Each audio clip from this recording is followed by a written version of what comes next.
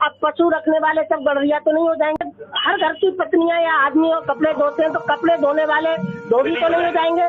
हर घर में व्यक्ति सेविंग करता है, मैं भी करता हूँ, तो सेविंग करने वाला व्यक्ति नहीं हो जाएगा? ध्यान देखिए, चंद्रगुप्त मौर्य वो मौर्य, लोग कहते हैं कि जो जीता वो सिकंदर नहीं, जो सिकंदर से भी जीता, जिसने सिकंदर को जीता, सिकंदर तो उससे लड़ा भी नहीं।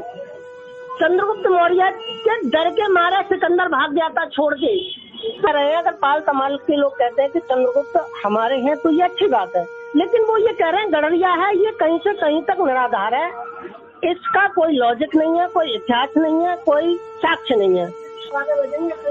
नमस्कार, मैं हूं अरविंद कुमार, अपने साथी अमित कुमार के साथ और कैमरामैन अर्जुन के साथ।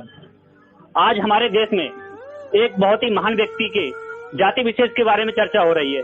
बहुत ही घमासान युद्ध चल रहा है और हमारे जो भारत के सबसे महान सम्राट थे चंद्रगुप्त मौर्य, उनकी जाति विशेष को लेकर कई समुदाय के लोग अपनी अपनी जाति का करार दे रहे हैं और कई राजनेता उस पर राजनीति भी खेल रहे हैं। तो इसी के बारे में चर्चा हम करेंगे अपने यहाँ के एडवोकेट मोहर सिंह साक्य जी से, जो हमारे समक्ष ही उपलब्ध हैं। उनसे बात करने का प्रयास करेंगे हम। जी नमस्कार। नमस्कार। सबसे पहले स्वागत आपका हमारे चैनल में, आपका साथ सबके विकास में। धन्यवाद। एडवोकेट जी, जो अभी हमारे इस समय में सम्राट चंद्रगुप्त मौर्य की जो जाति विशेष के बारे में जो चर्चाएं चल रही हैं, कोई गड़रिया बोल रहा है, कोई धोबी बोल रहा है, तो कोई नाई बोल रहा है, आपके इस पर क्या विचार हैं? सबसे पहले तो मैं आपको अवगत करा दूं कि चंद्रगुप्त मौर्य क्षत्रिय थे। इनके इतिहास को उठाकर देखा जाए तो इनके पूर्वज का जो इतिहास रहा है स्वर्णिम इतिहास रहा है। इनकी वंशावली के बारे में हम बात करें तो इनकी वंशावली सम्राट जो शुद्धोधन थे, उनके दो रानियां थी। एक रानी महामाया और दूसरी थी प्रजापति गौतमी। महामाया से सिद्धार्थ थे और प्रजापति गौतमी से दो संतानें थी, एक नंद लड़का था और रूपनंदा लड़की थी। शादी के बाद नंद ने बौद्ध धर्म स्वीकार कर लिया। रूपनंदा की जब शादी हुई तो उससे 5 संतानें हुई। उन 5 संतानों में से एक जो संतान थी उनके चंद्रगुप्त मौर्य थे, जो नंद वंश यहाँ से शुरुआत होता है। जो मौर्य जो पिपली वन के मौर्य थे, पिपली वन में जाकर के जो रूपनंदा थी, रूपनंदा का जो ससुराल थी वो पिपली वन में थी और रूपनंदा शाक्य वंश से थी, भाई राजा शुद्धोधन की बेटी थी। सिद्धार्थ की बहन थी। सिद्धार्थ महामाया के थे और रूपनंदा प्रजापति गौतमी की थी। तो ये दोनों शाक्य वंश थे। मौर्य वंश की शुरुआत इसलिए हुई, वो रूपनंदा थी। रूपनंदा से वहीं से नंद वंश का सिस्टम चालू हुआ है। रूपनंदा के 5 पुत्र थे और ये जो चंद्रगुप्त मौर्य था, मौर्य नाम इसलिए पड़ा क्योंकि वहाँ पर एक वन था, उस वन में बहुत सारे मौर्य लोग रहते थे, मोर रहते थे। मोर की वजह से वो संशोधन होता होता मौर्य हो गया। मोर को वजह से मौर्य हुआ है। ये सत्य है कि जो मौर्य है वो शाक्य वंशी है। शाक्य और मौर्य और कोलिये, जो उनकी जो कोलिये थी सिद्धार्थ की माँ कोली वंश थी।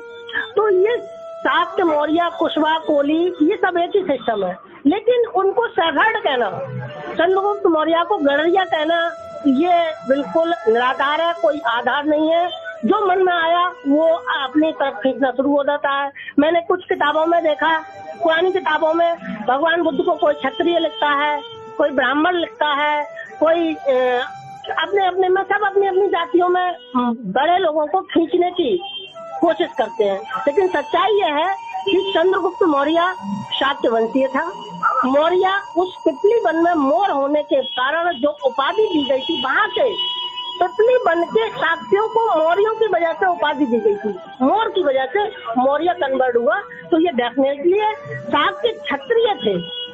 भारत का ही नहीं, पूरी दुनिया का इतिहास देखिए। चंद्रगुप्त मौर्य वो मौर्य, लोग कहते हैं कि जो जीता वो सिकंदर नहीं, जो सिकंदर से भी जीता, जिसने सिकंदर को जीता, सिकंदर तो उससे लड़ा भी नहीं। चंद्रगुप्त मौर्य के डर के मारे सिकंदर भाग जाता छोड़ के। तो चंद्रगुप्त से तो एक अखंड विजेता है, उससे तो किसी की लड़ने की हिम्मत ही नहीं हुई। तो सबसे बड़ा विजेता था, बोलते हैं जीतो जीता सही भाई सिकंदर। सिकंदर के अंदर ऐसा खौफ बैठ गया था चंद्रगुप्त का कि उसके डर के मारे वो वापस हो गया, रास्ता में रोगी हो गया और रास्ते में ही मर गया। तो चंद्रगुप्त तो एक अपने आप में बहुत बड़ा ब्रांड था, बहुत बड़ा एक राजा हुआ है पूरी दुनिया के अंदर, इससे ज्यादा और कुछ। लेकिन जो पाल समाज के लोग हैं वो अपना दावा कर रहे हैं कि वो सैफर्ड थे, वो गड़रिया जाति से बिलोंग करते थे। इस पर आप क्या कहना चाहते हैं? नहीं, पाल समाज के जो लोग दावा कर रहे हैं कि वो गड़रिया थे, वो ये कह रहे हैं, अगर पाल समाज के लोग कहते हैं कि चंद्रगुप्त हमारे हैं तो ये अच्छी बात है, लेकिन वो ये कह रहे हैं गड़रिया है, ये कहीं से कहीं तक निराधार है, इसका कोई लॉजिक नहीं है, कोई इतिहास नहीं है, कोई साक्ष्य नहीं है। सम्राट चंद्रगुप्त मौर्य शाक्य थे। मोरों के वन में रहने की वजह से उनको मौर्य उपाधि दी गई। इसी वजह से मौर्य के टाइटल से 10 राजा हुए, लगातार राजा हुए। पाल का जो लोग पाल कहते हैं, गड़रिया ये नहीं कह सकते। पाल का मतलब है जैसे हमारा बरेली मंडल है, ये पांचाल के अंतर्गत आता है। यहाँ पर पाल बौद्ध राजाओं ने 11 पाल बौद्ध राजाओं ने शासन किया। अगर वो इस देश से चंद्रगुप्त मौर्य को अपना मानते हैं, गड़रिया कहना गलत है। अगर वो कहते हैं पाल लोग कि चंद्रगुप्त हमारे वंशज है, तो मैं इसके समर्थन में हूँ। क्यों? क्योंकि पाल बदायूं के पांचाल नगर में, पहले पांचाल प्रदेश था, वहाँ पर, यहाँ पर की बात कर रहा हूँ, 11 पाल बुद्धिस्ट राजाओं ने शासन किया है। ये सूचना डायरी में, जिला सूचना डायरी में सरकारी किताब में उपलब्ध है, इसका एविडेंस है। लेकिन हाँ, ये कहें कि पाल भी कहें कि हम राजा थे, हम चंद्रगुप्त मौर्य के वंशज हैं, तो हम मानने को तैयार है। अगर पाल कहते हैं कि ये गड़रिया है तो ये निराधार है, क्योंकि सम्राट अशोक राजा परिवार से थे, उनके पूर्वज राजा थे, उनके पिता राजा थे, वो स्वयं राजा थे। इससे हटके कुछ इतिहास में नहीं है, और जो इससे हटके कह रहा है वो केवल भ्रमित कर रहा है, इसके अलावा कुछ नहीं। लेकिन जो सांसद भवन के गेट नंबर 5 पे जो एक प्रतिमा लगी हुई है, उसमें चंद्रगुप्त मौर्य के लिए सैफर्ड बॉय दिखाया गया है, उसमें लिखा हुआ है, उससे आप क्या कहना चाहते हैं? नहीं, वो जो लिखा है वो उनकी सोच है, वो मेरे हिसाब से और इतिहास के हिसाब से गलत है। वो सैफर्ड नहीं थे, वो गड़रिया नहीं थे, वो राजा के बेटे थे, वो स्वयं में एक इंटरनेशनल राजा थे, इससे ज्यादा कुछ नहीं। अगर वो लिखा है तो चंद्रगुप्त मौर्य के साथ में उनको छोटा करके दिखाने का प्रयास किया जा रहा है। जो सैफर्ड लिखा है, सैफर्ड शब्द का मतलब क्या है असलियत में? भाई, इतिहास की डिक्शनरी की बात करें तो सैफर्ड का शब्द गड़रिया नाम से आता है। चरवाहा जिसे बोलते हैं, भैंसे चढ़ने वाले या बकरी या भेड़ें चढ़ाने वाले, उससे आता है। लेकिन ऐसा था नहीं, चंद्रगुप्त एक राजा था और वो राजा के परिवार से था। हाँ, ये बात सच है कि जब विदुर नाम का एक राजा था, शाक्य राजा ही था, उसने शाक्यों पर आक्रमण किया, तो वहाँ पर डर के मारे कुछ लोग भाग के चले गए थे। वो छोड़ के उस एरिया को, जो कपिलवस्तु था, उस एरिया को छोड़कर दूसरी जगह चले गए थे, वहाँ पर जाकर बसे थे। तो वहाँ पर बसे थे, वहाँ पर इनका गुप्त रूप से मतलब पालन पोषण किया गया था। इसीलिए चंद्र का गुप्त रूप से पालन पोषण करने की वजह से चंद्रगुप्त नाम पड़ा था। गुप्त चंद्र नाम था, गुप्त रूप से इनका पालन पोषण किया, राजा के बेटे थे। गड़रिया कहीं से कहीं तक नहीं थे। लेकिन कहा जाता है कि चंद्रगुप्त मौर्य की जो बचपन में परवरिश हुई है, उसमें शायद वो भेड़ बकरी भी चराते थे, ऐसा कुछ है? ऐसा इसलिए कहा जाता है। सभी, अब महावंश है, सभी विभिन्न इतिहासकारों को आप ले तो ये ऐसा कहीं पर नहीं है। अब जो भारत में जितने भी लेखक हुए हैं, उन्होंने अपने आप से उसको प्रेजेंट किया है।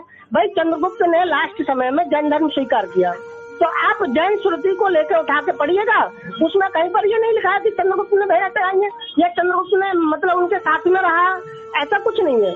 जो कहा है वो इंडियन लेखकों ने उसमें लिखा है। आप विदेशी लेखकों को उठाइए और इनका वो जैन इतिहास है, भाई चंद्रगुप्त मौर्य ने लास्ट में जैन धर्म स्वीकार किया, तो जो जैन श्रुति है आप उनको उठा के देखिए, कहीं पर ऐसा कोई वर्णन नहीं है। लेकिन लगभग 5 साल पहले एक किताब भी छपी थी, शायद कक्षा 5 की है वो, उसमें भी सम्राट चंद्रगुप्त मौर्य के लिए गड़रिया बताया गया है। वो गलत है। मैंने कहा ना अभी, भारत के जो लेखक हैं उन्होंने अपने हिसाब से उसको मिक्स करके लिख दिया, जैसा लिख दिया उन्होंने वो मान लिया।